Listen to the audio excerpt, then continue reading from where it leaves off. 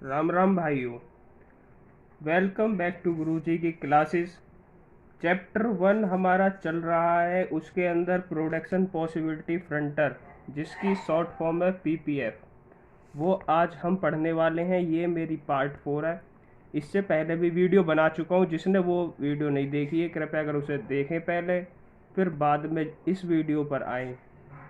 मेरे चैनल को लाइक करें, शेयर करें, सब्सक्राइब करें।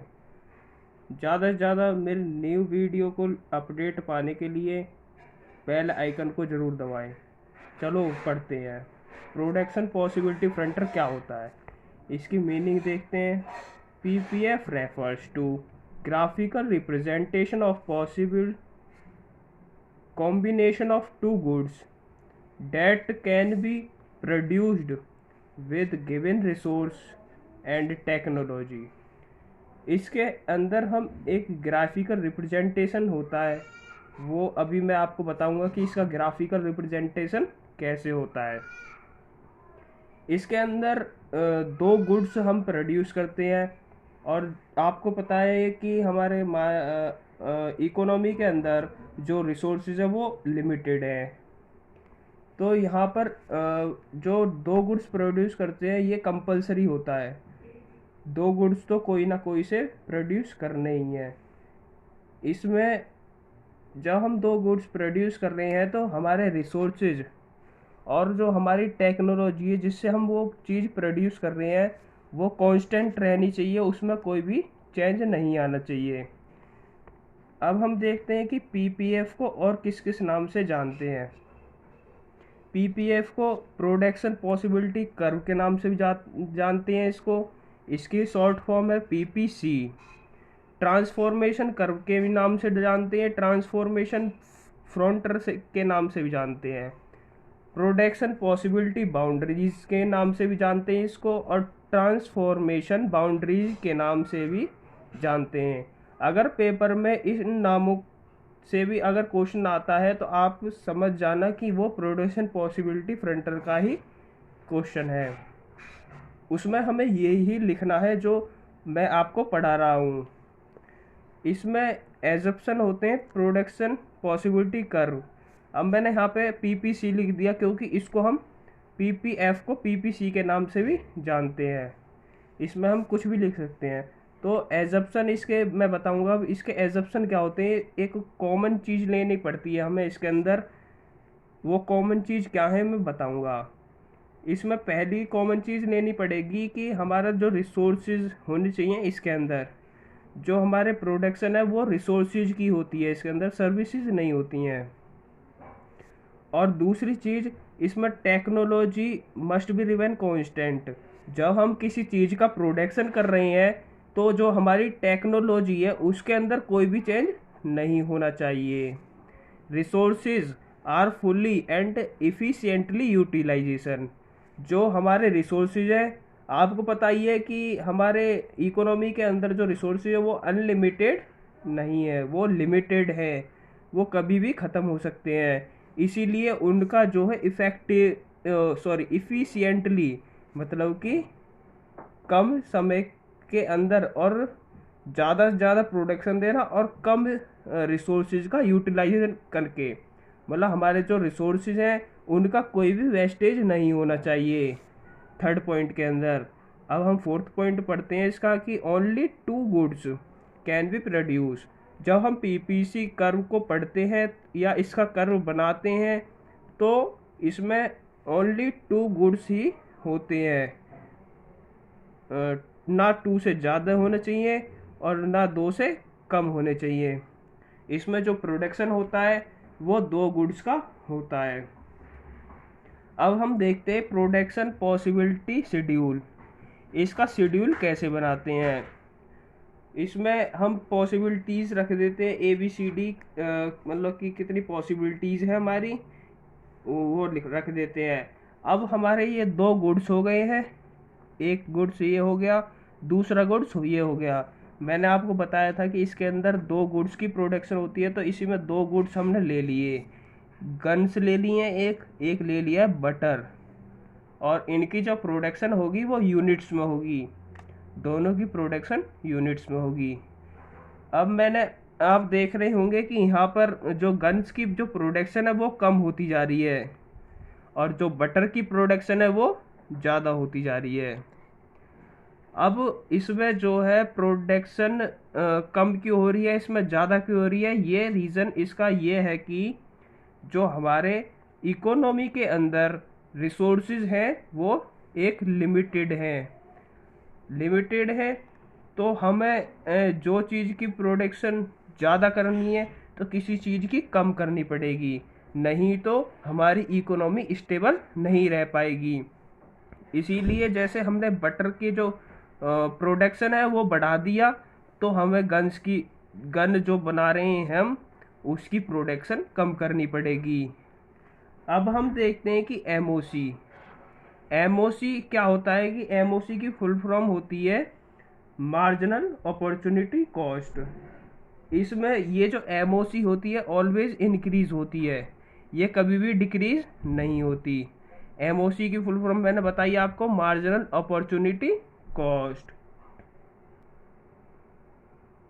अब एमओसी के अंदर क्या होता है कि जो हमारे प्रोडक्शन हो रहा है, जिस प्रोडक्शन की यूनिट्स बढ़ रही हैं, मतलब कि जिस गुड्स का प्रोडक्शन ज़्यादा हो रहा है, तो उसमें हम देखते हैं कि भाई कितना ज़्यादा हो रहा है। जैसे इसमें 0 से 1 तक आया तो हमारी जो एमओसी है 1 हो गई, क्योंकि जो हमारी quantity of production of butter की है वो 1 से ज़्यादा हो गई है। अब दूसरे में देखा कि 1 से 2 हो गई तो हमारे मतलब 2 आ गया, और यहाँ पे 3 हो गई तो 3 आ गया, 4। ये हमेशा इंक्रीजमेंट में ही रहेगी, एमओसी हमारी इंक्रीज ऑलवेज रहती है। अब हमको देखना है कि एमआरटी क्या होता है। एमआरटी की फुल फॉर्म होती है marginal rate transformation. Marginal rate transformation, अगर कोई हमसे पूछ लेता है कि भाई हमें एमआरटी कैसे निकालनी है, तो इसका एक फॉर्मूला होता है चेंजेस इन पहला गुड्स, मतलब कि गन्स हमने यहाँ पे प्रोड्यूस करी है, फर्स्ट गुड्स हमारी गन है, और अपॉन में चेंजेस इन सेकेंड गुड्स के अंदर हमारी बटर है। अगर इसमें चेंजेस का मतलब ये है कि मतलब कि जो हमने पहले जो गुड्स बनाई थी और दूसरी जो गुड्स बनाई है उसमें कितना चेंजेस आया है। जैसे हमने पहले बनाई थी 21 गन्स बनाई थी और दूसरी बार में हमने 20 बनाई, तो इसमें 1 का चेंजेस आया। इसमें पहले हमने 20 गन्स बनाई थी और दूसरी बार में 18 बनाई है, तो इसमें 2 का चेंजेस आया, इसमें 3 का चेंजेस आया। ऐसे ही हमें इन दोनों के बीच में चेंजेस देखनी है, और बटर में भी चेंजेस देखेंगे। 0 से 1 के बीच में कितना चेंजेस आया, 1 का। 1 से 2 के बीच में 1 का आया। इसमें सबका 1 का चेंजेस आया हुआ है। इसी की हेल्प से हमारा जो है एमआरटी निकलता है। इसीलिए ये हमारा मतलब पहले वाले केस में जो 1 का चेंजेस आया गुड्स में, गन्स में, और 1 का ही चेंजेस आया बटर में, तो इसलिए हमारा इसका रेशियो होगा 1G, मतलब गन रेशियो 1 बटर। और दूसरे वाले में 2 का चेंजेस आया गन्स के अंदर, तो 2G रेशियो 1 बटर। इसीलिए हमें ऐसे अगर कोई पूछता है कि एमआरटी कैसे निकालना है या एमआरटी का फॉर्मूला क्या है, तो उसमें हम देखेंगे कि changes in first goods upon change in second goods. Okay, मैंने आपको बताया था जब मैं पीपीएफ की डेफिनेशन बता रहा था, तो उसके अंदर एक वर्ड आया था ग्राफिकल रिप्रेजेंटेशन ऑफ पीपीसी या पीपीएफ। तो अब हम उसको देखेंगे कि उसका ग्राफिकल रिप्रेजेंटेशन कैसे होता है। इसको हम एक्स और वाई के एक्सिस पे बनाते हैं। ये वाला आपने देखा होगा मैथ में कि हमारा जो एक्स एक्सिस होता है वो यहाँ पर होता है और वाई एक्सिस होता है वो यहाँ पर होता है। यहाँ पे 0, इधर 1 2 3। और आपने ये तो देखा ही होगा जब आप मैथ पढ़े होंगे। तो एक साइड हमारे आती है फर्स्ट यूनिट्स ऑफ गुड्स जो हम प्रोड्यूस कर रहे हैं, तो एक साइड हमने बटर ले लिया, और यहाँ पे सेकंड यूनिट ऑफ गुड्स आ गए गन्स। ओके, अब हमारा जो हमने अभी शेड्यूल देखा था, ग्राफिकल शेड्यूल देखा था, सॉरी प्रोडक्शन पॉसिबिलिटी का शेड्यूल देखा था कि हमारी जो गन्स की यूनिट है कितनी है, बटर्स की यूनिट कितनी है। तो उस बेसिस पर जो हमारा ये ग्राफिकल रिप्रेजेंटेशन ऑफ पीपीएफ होता है या पीपीसी होता है, वो इस तरीके से बनता है। ओके, ऐसे करके ये हमारा जो ग्राफिकल रिप्रेजेंटेशन होता है पीपीसी का, ये स्लोप डाउनवर्ड होता है और होता है कॉनकेव शेप के अंदर। आपने साइंस में पढ़ा होगा, एक कॉनकेव मिरर होता है, एक कॉन्वेक्स मिरर होता है। ये जो चीज़ है हमारी कॉनकेव शेप में होती है, concave shape. Okay,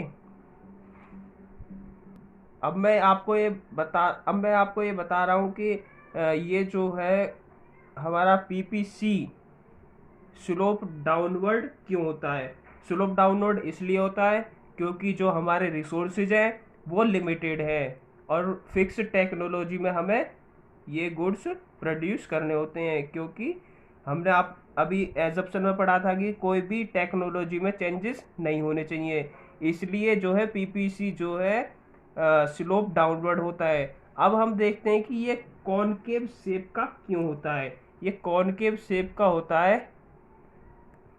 because MRT। Okay, ये होता है MRT की वजह से कॉनकेव शेप का। अब हम पढ़ेंगे कि चेंजेस इन PPF और PPC।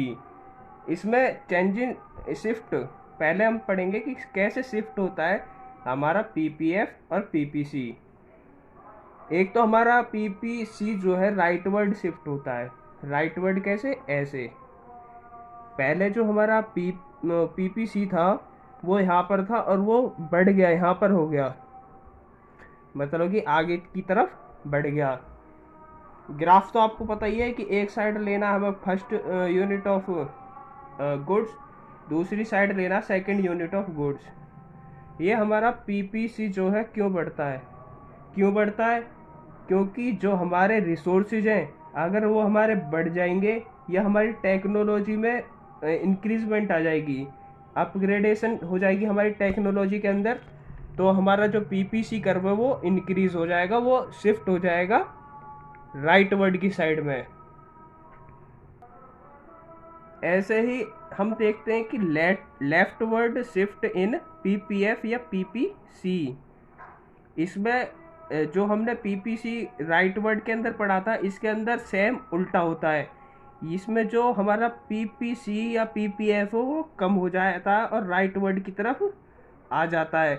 जैसे कि हमारा ये जो पीपीसी है ये पहले ये था और वो कम होके इधर की तरफ आ गया, राइटवर्ड की तरफ। यूनिट बटर होगी, हमारी दूसरी यूनिट गुड्स हो गई। अब हम ये देखते हैं कि जो हमारा ये जो पीपीसी या पीपीएफ है वो लेफ्टवर्ड की तरफ क्यों गया। क्योंकि जब हमारे रिसोर्सेज डिक्रीज हो जाते हैं, रिसोर्सेज हमारे जो मार्केट के अंदर वो कम हो जाते हैं, तो हमारा जो पीपीएफ हो वो लेफ्टवर्ड हो जाता है। या अगर हमारी टेक्नोलॉजी है वो अपग्रेड नहीं है, वो टेक्नोलॉजी डिक्रीज हो गई है, रिड्यूस हो गई है, डिग्रेडेशन हो गई है टेक्नोलॉजी के अंदर, तो हमारा पीपीएफ या पीपीसी जो है लेफ्टवर्ड की तरफ शिफ्ट हो जाता है। हमने जो पहले पढ़ा था चेंज इन पीपीएफ और पीपीसी के दो पार्ट होते हैं, एक होता है शिफ्ट ऑफ पीपीएफ, एक होता है रोटेशन ऑफ पीपीएफ या पीपीसी।